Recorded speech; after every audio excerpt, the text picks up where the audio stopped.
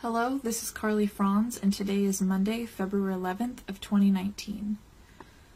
This is going to be the most important video that I have made yet. I'm going to be telling you the names, the places, and everything. So if somebody could please, in case anything happens to me, if anything should happen to me after divulging this information to the public, I hope that somebody will save this video or download it to their computer and maybe re-upload it in the future, because I think that after this video I will be facing some serious repercussions for what I'm exposing. I had to type it out because there's so much information and I want to keep the video at, under like 20 minutes because there's just a lot to talk about, and I know that when I'm just kind of talking from the heart, I usually like pause, or I might, lose my train of thought. So I'm going to be reading off of a document that I typed up because it's just going to be better that way. This is a detailed written account of my events.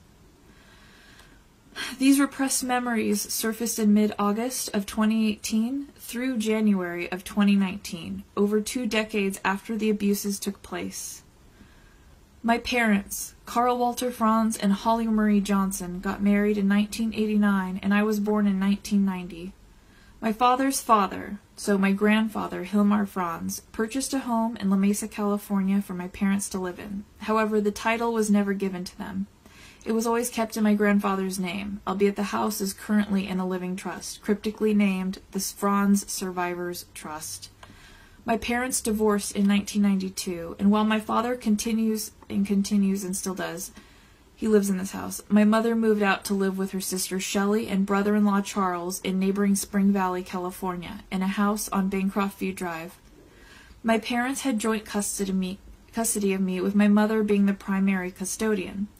In June of 1996, during my last week of kindergarten, on a Thursday, while I was in the care of Shelley and Charles, as my mother was on a work trip, I was taken from the Spring Valley house, abducted in a van and under the darkness of early morning by my father's great-uncle, so my grandfather's brother, Dieter Franz.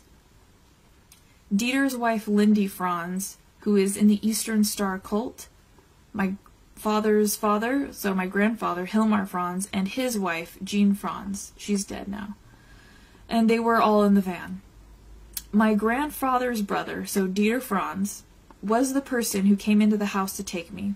My mother's brother-in-law, my Uncle Charles, was there, and he tried to stop Dieter from taking me. They got into a physical scuffle, and Dieter threatened Charles' life by telling him that he would kill him. He had a gun if he didn't step aside and let me be taken. Charles did not have a gun. My Aunt Shelley was sitting on the staircase witnessing this. Their bedroom was upstairs and mine was downstairs.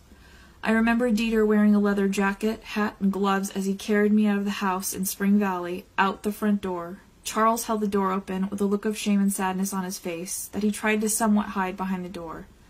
I was taken in the van to my great-uncle's house in Los Alamitos, California, which is in Orange County. And I remember my grandfather Hilmar and his brother Dieter arguing in German in front of me outside of the door to Dieter's home garage.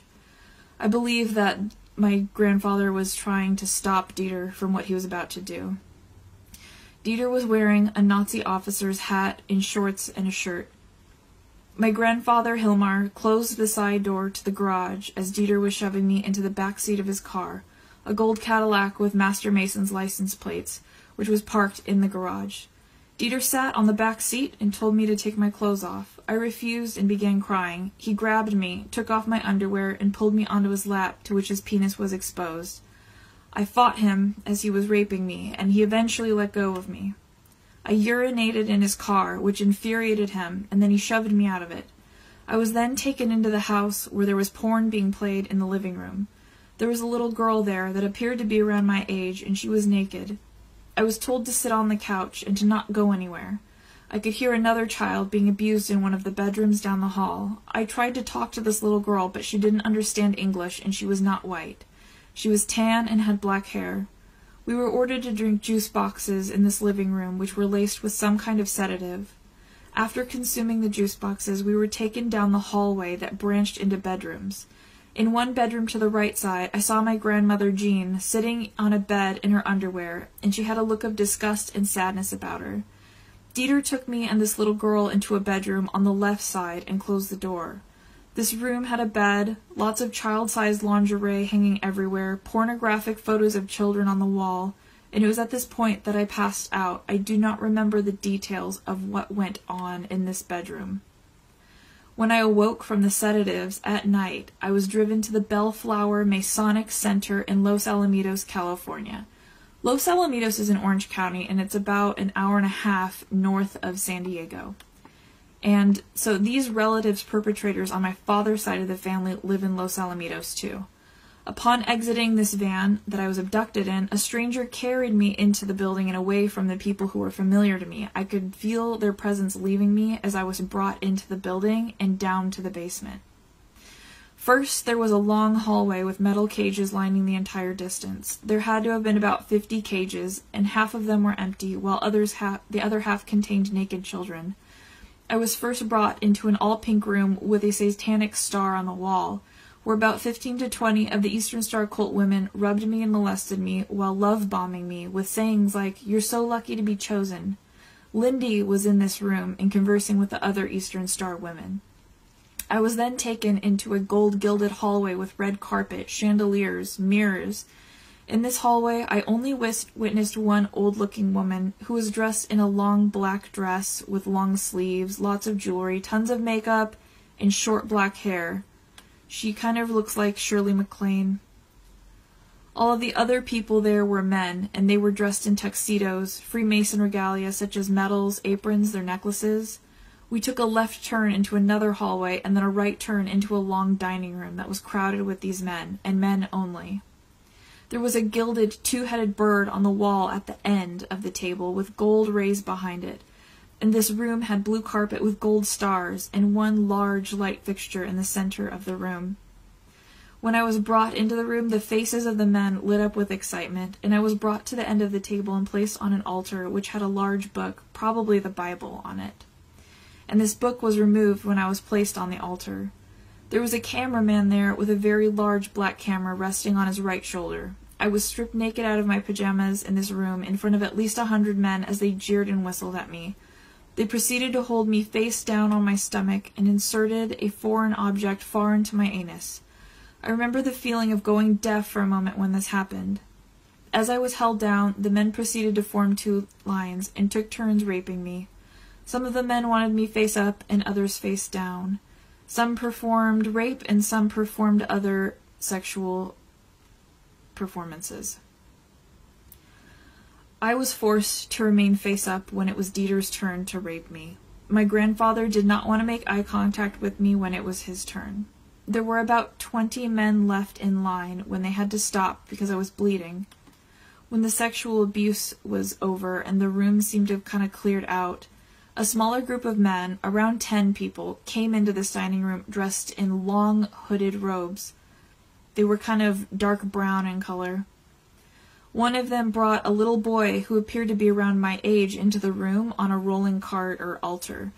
This little boy was strapped to the cart he was on, and one man in a hooded robe began to cut the boy open in the chest and proceeded to torture him. There was a man standing a little ways behind him wearing what appeared to be a cow skull or goat skull.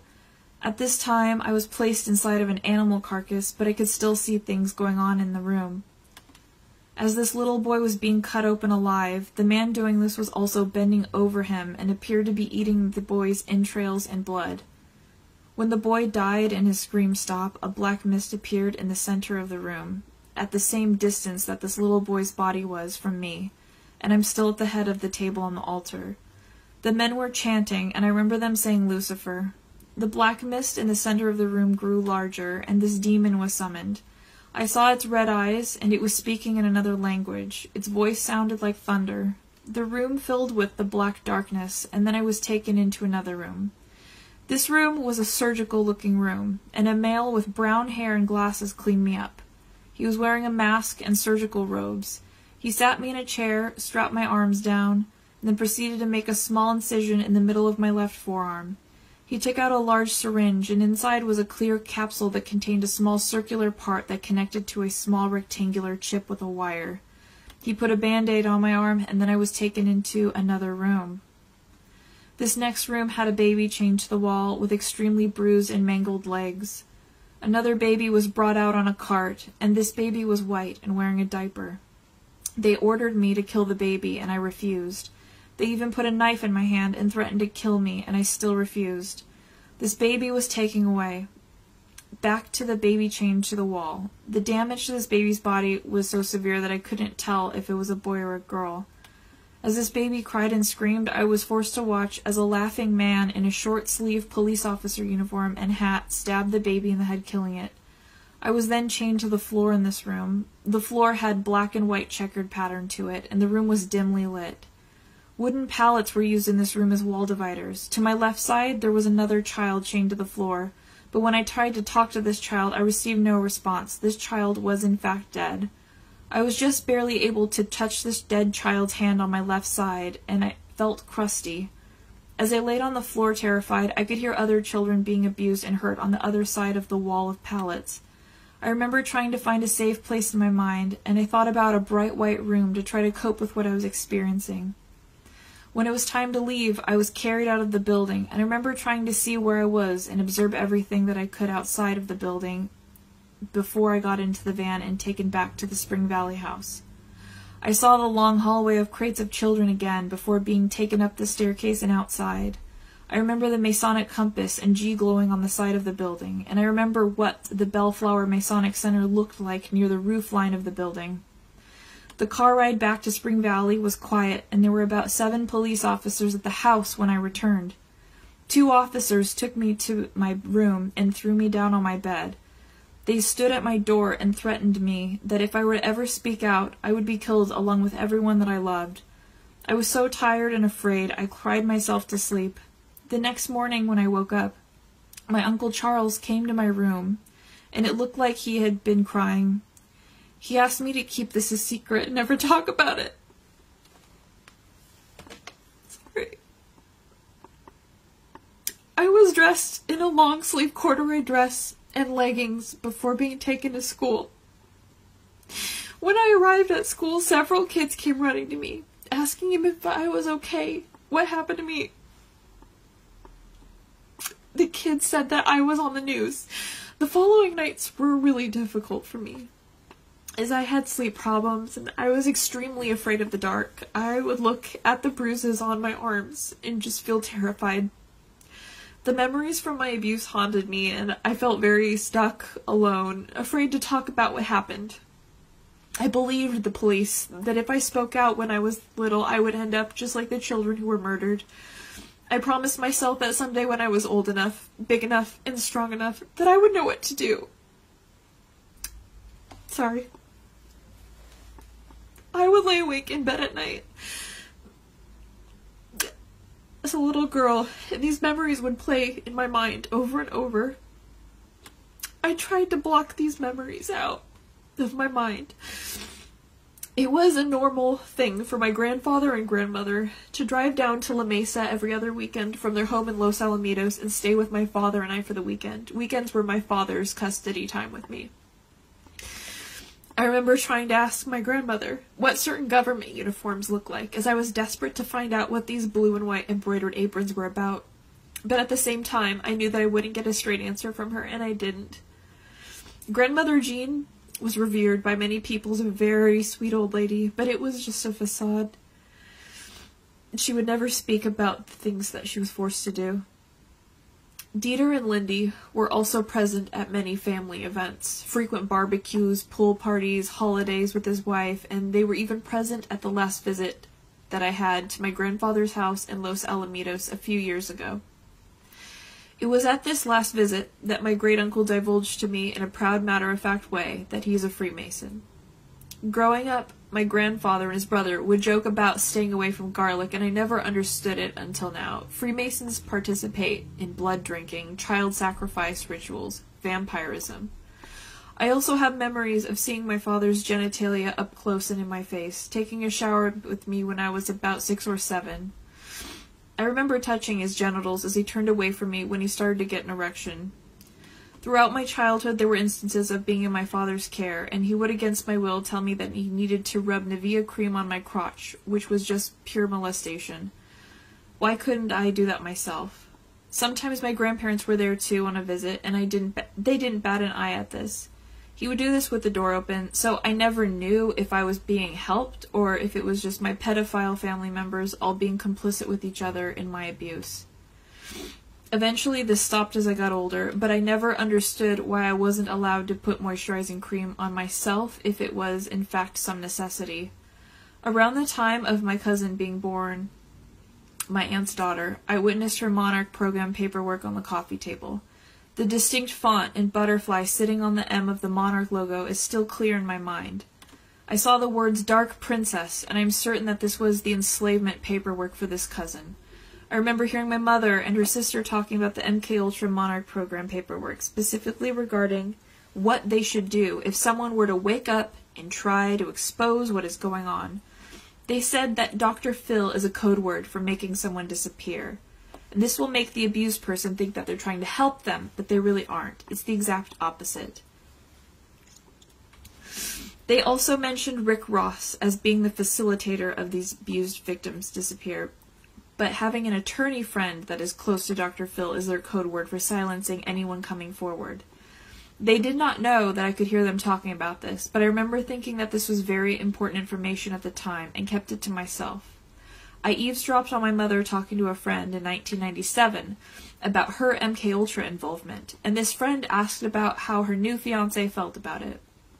My father and mother always pushed me to do certain things that ended up being detrimental to my success in life, and coerced me to make choices that kept me in a constant state of dependency so that I could not escape them. In high school, I was pressured by my mother to not focus on school and start working as soon as it was legal. My father pressured me not to work and live with him during college so that he could keep me as a maid, forced me to see and visit my perpetrators, and continue to verbally abuse me, all while looking like the person and people who are helping me by paying for my community college and loaning me a car to drive. I have made my presence known via the internet, Reddit, YouTube, and I will not remain silent on what happened to me. It's happening all the time. The police, CPS, Freemasons, doctors, therapists, nurses, Department of Defense, the CIA, the Department of Health, they are all complicit in the abuse that took place because they are all in the cult of concealing each other's crimes. Freemasonry and Order of the Eastern Star.